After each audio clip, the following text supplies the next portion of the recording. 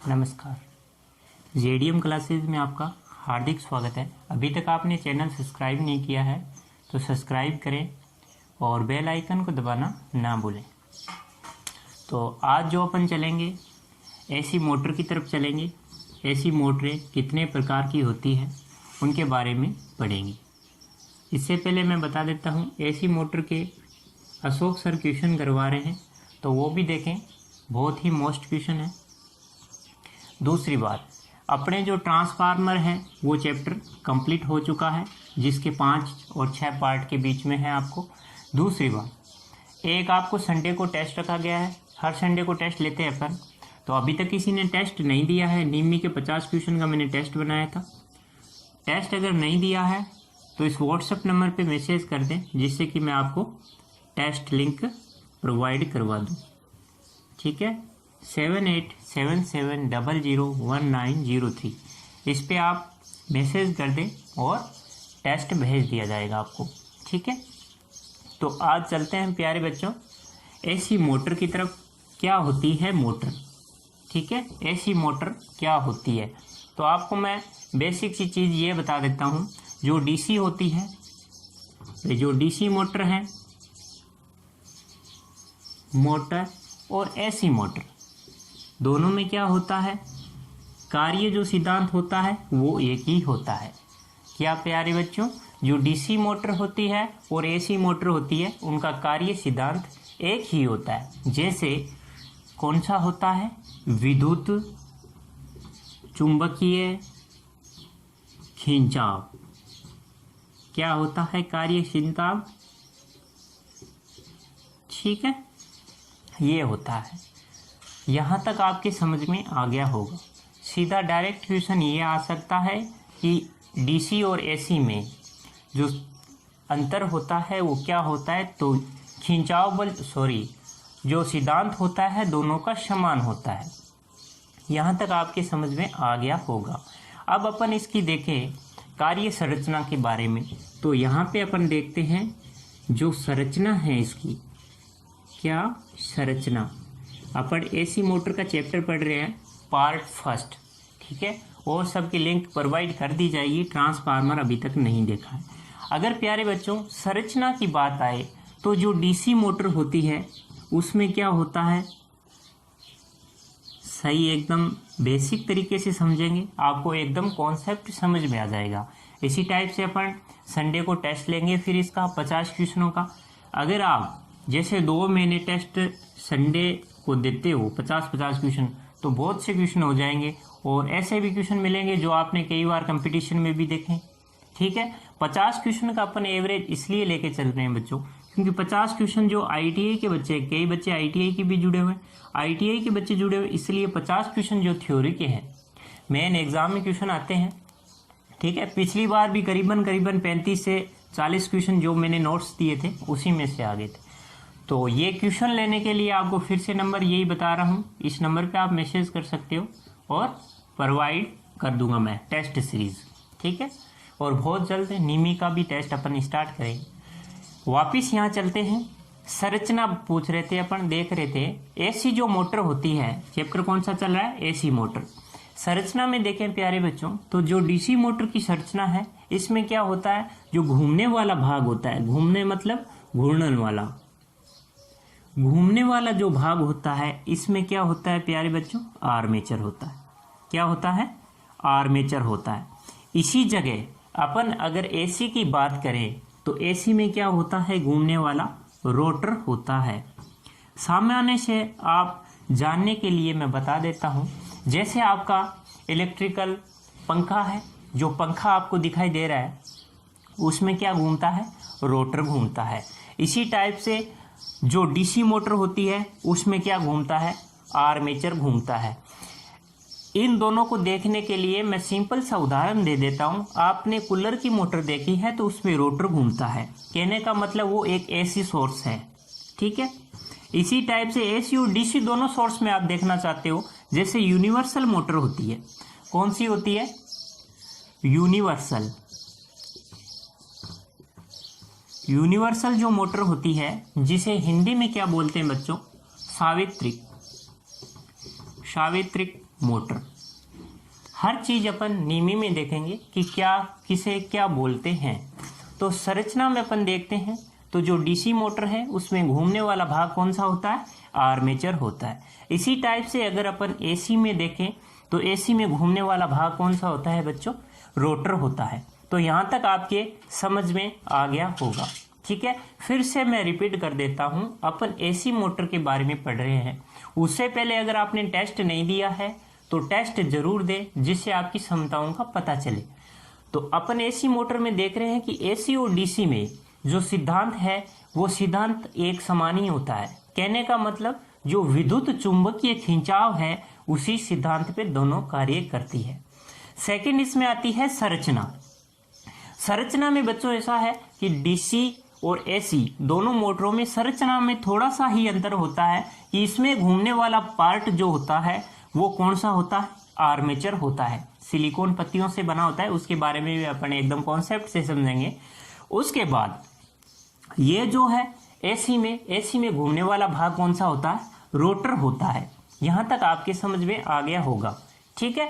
अपन थोड़े से आगे चलते हैं तो इसमें एक और अपने मोस्ट चीज निकल के आती है। वो मोस्ट क्या है वो देखेंगे। तो अभी तक आपने चैनल सब्सक्राइब नहीं किया है तो सब्सक्राइब जरूर करें, जिससे कि, और दूसरी बात, किसी बच्चे को स्पेशली फीटर थ्योरी का टेस्ट चाहिए तो वो भी उसी नंबर पे आप मुझे मैसेज कर सकते हो, मैं टेस्ट प्रोवाइड कर दूंगा। जितनी मेरे से होगी पूरी हेल्प करने की कोशिश करूंगा। अब देखो प्यारे बच्चों, यहाँ पे बात आती है एन की। एन का मतलब क्या होता है, स्पीड। एन समानुपाती ईबी बट्टे में क्या होता है, 5। संरचना के बाद अपन देखें तो जो डीसी मोटर की गति है, अपन डीसी मोटर की बात कर रहे हैं, डीसी मोटर की जो गति होती है वो एन समानुपाती क्या होती है, ईबी बट्टे में एफ, 5, ठीक है। कहने का मतलब मीन्स ये है कि जो गति होती है बैक ईएमएफ के समानुपाती होती है। दूसरी बात सरल रूप में समझे तो एन अगर बढ़ेगा, कहने का मतलब स्पीड बढ़ेगी तो इसका बैक ईएमएफ भी बढ़ेगा। क्या ये समझ में आ गया? मेरे हिसाब से समझ में आ गया होगा, क्योंकि अगर किसी मोटर की गति बढ़ेगी तो उसका बैक ईएमएफ भी बढ़ेगा। थोड़ी सी नॉइज आएगी बाहर की, क्योंकि अभी मैं घर पे हूँ, कॉलेज में होता तो आपकी कोई भी नॉइज नहीं आती, तो उसको इग्नोर करना, ठीक है। तो ईबी जो होती है वो बैक ईएमएफ जो गति के समानुपाती होता है। यहां तक समझ में आ गया होगा। अगर गति बढ़ेगी तो चुंबकीय फ्लक्स क्या होगा, कम होगा, ठीक है। जो ये फ्लक्स है वो कम हो जाएगा, उसके गति के विलोमानुपाती होता है, ठीक है, या व्युत्क्रमानुपाती होता है। समझ गए होंगे आप, ठीक है। इसी टाइप से बच्चों अगर अपन एसी के बारे में देखें, एसी मोटर के बारे में देखें, एसी का मतलब होता है अल्टरनेटिंग करंट। एसी मोटर जो है, जो एसी स्रोत दे, स्रोत का मतलब अपन जो पीछे से जो सप्लाई दे रहे हैं उसे स्रोत बोलते हैं प्यारे बच्चों। 2 प्रकार की इसमें होती है वाइंडिंग, ये अपन और भी डिटेल से आगे पढ़ते जाएंगे कौन से सिरे होते हैं, जैसे Z1 Z2 किसे बोलते हैं, U1 U2 किसे बोलते हैं, ये भी एसी सिंगल फेज के टर्मिनल है, इनके बारे में भी पढ़ेंगे, ठीक है। दूसरी बात, अभी अपन ये पढ़ रहे हैं कि एन समानुपाती एसी में क्या होता है बच्चों, एफ होता है, और ये होता है 5। कहने का मतलब जो अगर गति जो होती है वो किसके समानुपाती होती है, एसी में फ्रीक्वेंसी के समानुपाती होती है। अगर फ्रीक्वेंसी बढ़ेगी तो उसकी गति क्या होगी, बढ़ेगी।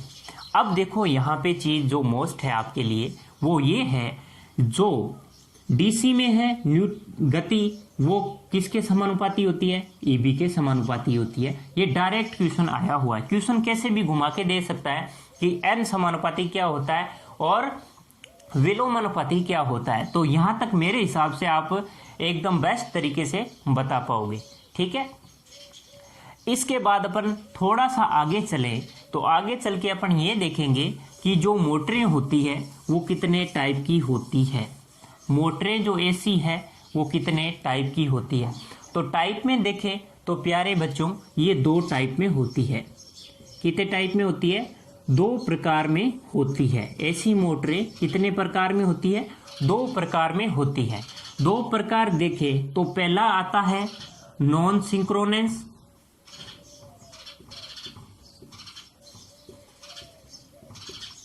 ठीक है, और दूसरा आता है सिंक्रोनेंस।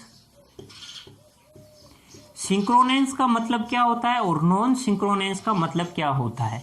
कहने का मतलब अतुल्यकालिक और तुल्यकालिक। सिंक्रोनेंस को तुल्यकालिक भी बोला जाता है।